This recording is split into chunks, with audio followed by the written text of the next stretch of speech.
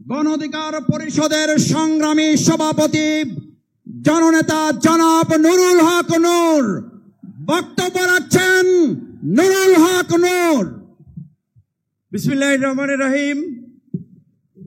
আজকের এই ঐতিহাসিক জাতীয় সমাবেশের সম্মানিত সভাপতি জামায়াত ইসলামীর আমির ডাক্তার শফিকুর রহমান, মঞ্চে উপস্থিত অন্যান্য জাতীয় নেতৃবৃন্দ এবং আমার সামনে আগত সারা বাংলাদেশ থেকে জামায়াত ইসলামের নেতা কর্মী ভাই, সবাইকে আমার দল গণ অধিকার পরিষদের পক্ষ থেকে সালাম এবং শুভেচ্ছা জানাচ্ছি। আসসালামু আলাইকুম।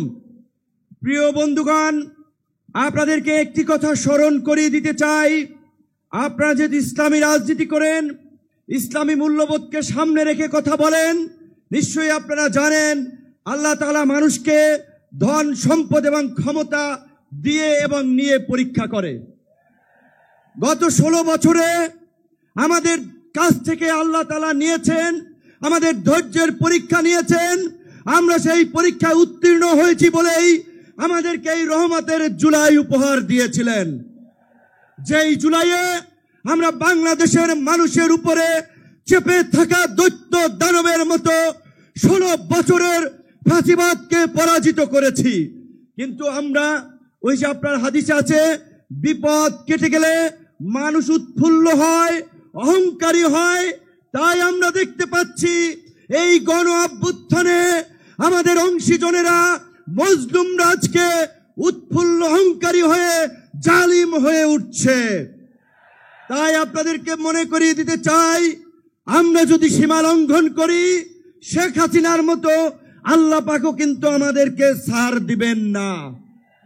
আজকে যেই ছাত্র জনতার সংগ্রামের মধ্য দিয়ে, যেই রক্ত এবং প্রাণের বিনিময়ে আমরা এই ঐতিহাসিক পরিবর্তন পেয়েছি, এই পরিবর্তনকে টেকসই করার জন্য আজকে বাংলাদেশের মানুষ যে শাসনতান্ত্রিক এবং সরকার ব্যবস্থার পরিবর্তনের আওয়াজ উঠিয়েছে, সরকারকে বলতে চাই, সেই শাসনতান্ত্রিক ব্যবস্থার মৌলিক পরিবর্তন না করে আপনারা নির্বাচনের দিকে হাঁটবেন না।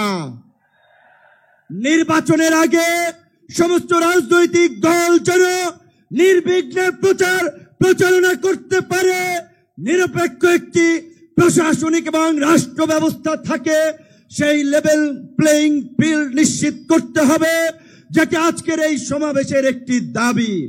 একই সাথে আমরা বলতে চাই, গত এই 11 মাস ধরে স্থানীয় সরকারের কোনো জনপ্রতিনিধি নাই, মানুষের একটা চরম ভোগান্তি।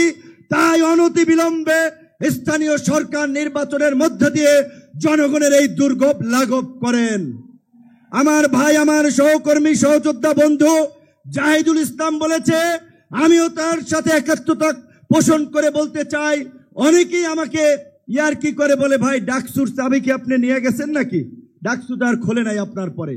তো আমি বলতে চাই, ডাকসু সহ সকল ছাত্র সংসদ নির্বাচনের মধ্য দিয়ে ছাত্র রাজনীতিতে একটি গুণগত পরিবর্তনের ধারা এই সরকারকে শুরু করতে হবে।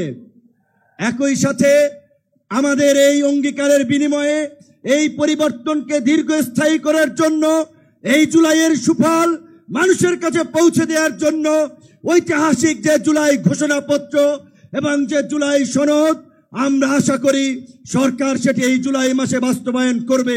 অন্যথায় জুলাইয়ের অংশীদাররা এই সোহরাওয়ার্দী উদ্যানে যেমনি কিছুদিন আগে ইসলামী আন্দোলন সমাবেশ করছে, জামায়াত করছে, অন্যান্য দল করছে, সরকার যদি জুলাইয়ের ঘোষণা এবং জুলাই সনদ দিতে ব্যর্থ হয়, আমরা জুলাইয়ের অংশীদাররাই ঐক্যমতের ভিত্তিতে এই সোহরাওয়ার্দী উদ্যানে আমরা ঘোষণা করব। ধন্যবাদ। সম্মানিত দেশবাসী।